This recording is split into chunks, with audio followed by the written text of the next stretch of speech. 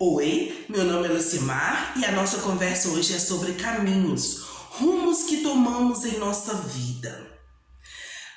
Há muita divergência, brigas, males no mundo, assassinatos, guerras, porque as pessoas acreditam que existem verdades absolutas sem Deus. Verdades essas que foram criadas por homens e que foram repassadas através de gerações e gerações. E cada indivíduo daquela família acreditam que são verdades absolutas. Daquela família, daquele país, uma ilha, um território, eles passam a acreditar e passam até a defender aquele ponto de vista como se fosse verdadeiro. Mas tudo, toda teoria, toda filosofia, até mesmo a ciência, quando vista de perto, quando bem analisada, percebe-se que existe no mínimo duas vertentes, dois caminhos. Sempre há pelo menos um caminho de ida e volta. Sempre haverá duas ou mais opiniões sobre o mesmo assunto.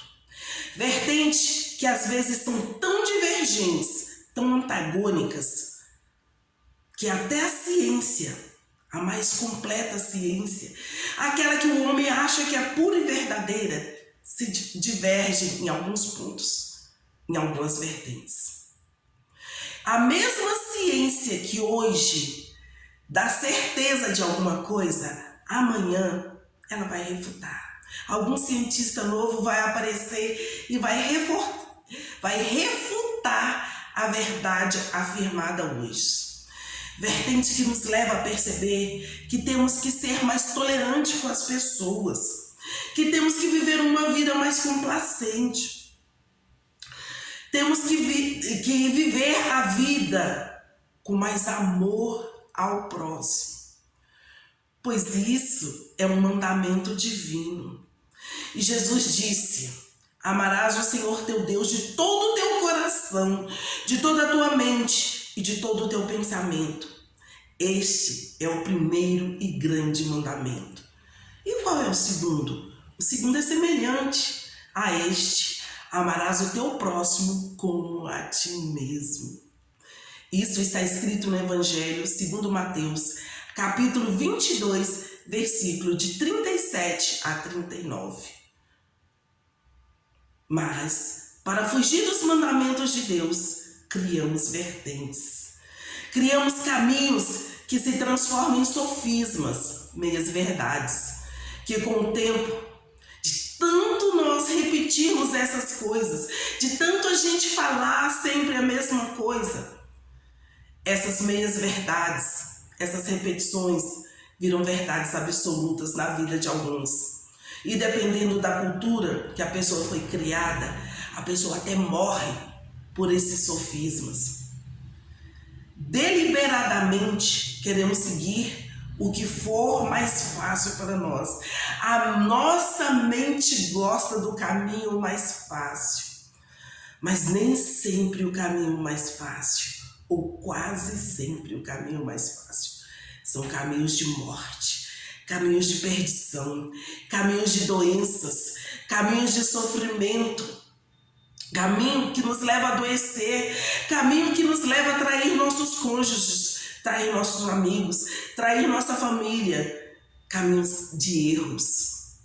Então, negligenciamos as verdades de Deus e passamos a viver as teorias criadas por homens, teorias da filosofia, teorias da sociologia, enfim, de homens que, por não conseguir viver perto de Deus, por estarem carregados de pecados, criaram as suas próprias verdades. Esses homens criaram teorias devastadoras e conseguiram discípulos. Sim, levaram milhares de pessoas junto com eles. E essas pessoas vão levando essas teorias anos após anos. E essas teorias, de tanto ser repetida, transformaram-se em verdades. verdades até absolutas para alguns. E as pessoas que já nasceram debaixo dessas teorias matam e morrem por causa delas. A teoria que deveria ser mais aceita por nós é a teoria dos dois caminhos. E esses dois caminhos estão descritos no Evangelho segundo Mateus, capítulo 7, versículo de 13 e 14. Entrem pela porta estreita, porque a porta larga é o caminho fácil, leva ao inferno. E há muitas pessoas que andam por esse caminho. A porta estreita é o caminho difícil, mas leva à vida. E poucas pessoas encontram esse caminho. Onde é esse caminho? Quem é esse caminho? Jesus é o caminho, a verdade e a vida. E por mais difícil que seja, viver com Ele, viver sem Ele, é pior ainda. Vamos pensar no nível de opressão, no nível de depressão, no nível de ansiedade, nas síndromes, síndrome do pânico, medo exagerado, nos estresses da vida cotidiana. Nossa sociedade está doente, escolheram o caminho errado, mas já estão tão longe na estrada, já caminharam tanto pelo caminho errado, que não conseguem mais voltar. Adoecer o corpo, adoecer a mente, adoecer o espírito.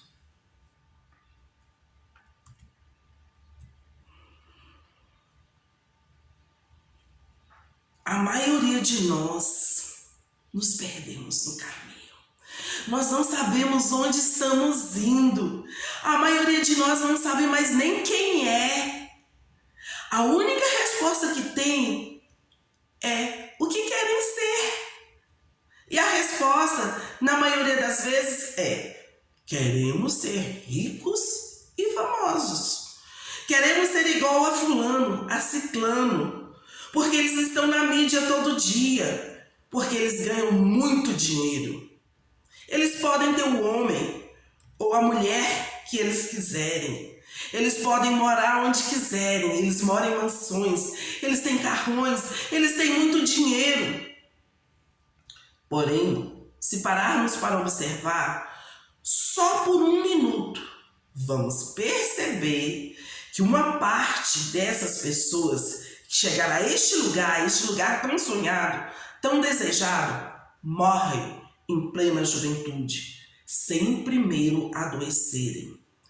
Sem falar que tantos outros que não conseguem viver em família, não conseguem ter amigos sinceros, fazer negócios seguros e que mal fecham os olhos para se reunir no mundo do esquecimento, no mundo dos mortos.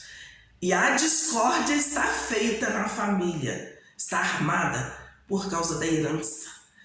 As pessoas começam a brigar por causa do dinheiro, por causa desse lugar tão sonhado, por causa desse caminho de morte. Que lugar é esse então? E por que tantas pessoas almejam chegar lá? Ninguém o sabe. As pessoas só ouviram falar deste caminho, ouviram dizer que ele é bom e lutam em todas as armas por causa dele. Mas agora vamos falar sobre o outro caminho. Vamos meditar um pouquinho sobre o outro caminho. Vamos começar com a descrição do apóstolo Paulo em sua primeira carta aos Coríntios, capítulo 12, versículo 31. E seguiremos em frente pelo capítulo 13, versículos de 1 a 8. Portanto, procurai com zelo os melhores dons, e eu vos mostrarei um caminho mais excelente. Ainda que eu falasse a língua dos homens e dos anjos e não tivesse amor, seria como um metal que soa ou como um sino que tine.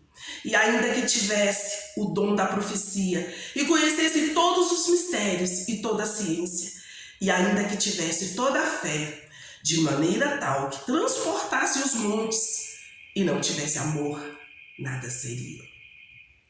E ainda que distribuísse toda a minha fortuna para sustento dos pobres, e ainda que entregasse o meu corpo para ser queimado,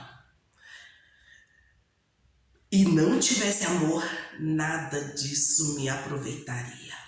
O amor é sofredor, o amor é benigno, o amor não é invejoso, o amor não trata com leviandade, não se ensoberbece, não trata com indecência, não busca os seus interesses, não se irrita, não suspeita mal, não se alegra com a injustiça, porém se alegra com a verdade. O amor tudo sofre, o amor tudo crê, o amor tudo espera, o amor tudo suporta. O amor nunca falha, porém, ainda que haja profecias, desaparecerão. Ainda que haja línguas, cessarão. Ainda que haja ciência, desaparecerá. Então, qual é o outro caminho? O outro caminho é o caminho do amor de Jesus Cristo por nós. E mesmo conseguindo um amor tão perfeito, nós nunca, por nós mesmos, escolheríamos um caminho tão excelente. Por melhores que sejamos como ser humano, nunca chegaremos à perfeição do amor de Deus. E esse amor vem da sua graça. Mas o que é a graça de Deus? E como essa graça é revelada a nós? A graça divina é um presente que Deus concede a todos aqueles que creem em seu Filho como único e suficiente Salvador. A graça divina é um favor imerecido.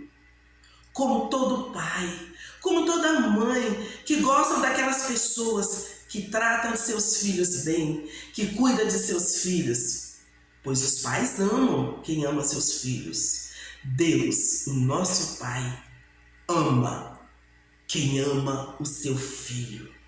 Deus concede graça para aqueles que estão dispostos a receber o sacrifício de Jesus Cristo, seu único filho, na cruz do Calvário. E essas pessoas que amam a Jesus são tiradas do seu estado atual de insatisfação com a vida, de estresse, de murmuração, de busca a todo custo pelo dinheiro. Essas pessoas são elevadas a viver os padrões de Deus, elevadas a caminhar com Jesus Cristo todos os dias. Essas pessoas são elevadas a ter o Espírito Santo de Deus vivendo dentro delas mesmo, em todos os momentos, até a segurança de que nunca estarão sozinhos. Vocês já pensaram o que é você ter a companhia de Deus, de Jesus Cristo, ter o Espírito Santo dentro de você todos os momentos? Nós nunca nos sentiremos sozinhos, pois o próprio Deus caminha conosco em todos os nossos passos, bastando apenas que nós o obedeçamos, que nós nos mantivermos firmes em seu caminho. E qual é o caminho? Jesus Cristo. Disse-lhe Jesus: eu sou o caminho, a verdade e a vida. Ninguém vem ao Pai senão por mim. Isso está escrito no Evangelho segundo João, capítulo 14, versículo 6. O estresse é diminuído, a murmuração tende a cessar, o pânico desaparece. Jesus nos disse que no mundo nós teríamos aflição, mas que era só ter bom ânimo, que venceríamos o mundo como o próprio Jesus venceu. E também que Ele estaria conosco até a consumação dos séculos. Eu creio nisso e recebi a paz. E você crê? Que Deus te conceda a